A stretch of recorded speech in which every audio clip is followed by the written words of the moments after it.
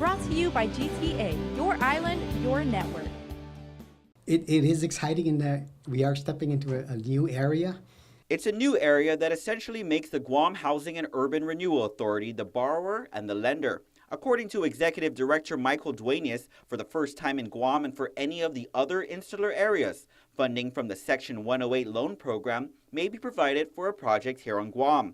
It's a feature under the Community Development Block Grant Program that allows grant recipients to borrow up to 5 times the amount of their regular CDBG grant. In our case, we are looking at being able to borrow up to 5 times the amount of our annual grant of $3 million. So we can borrow up to $15 million through HUD. GURA actually expects to borrow about $12 million for the Northgate Shopping Center, developed by Northern Market LLC.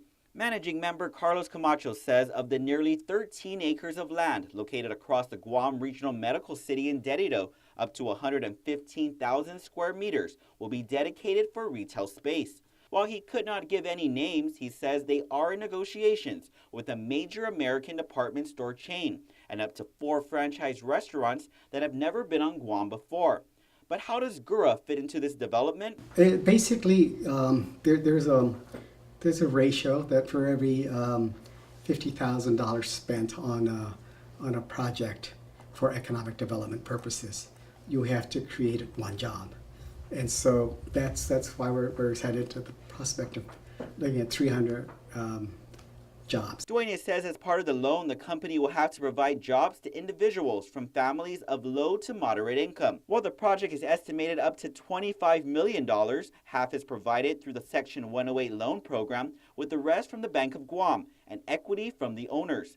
Nearly 3 years ago, the Guam Ancestral Lands Commission approved the leasing of the property. They will be asked to monitor the employees, the individuals who are being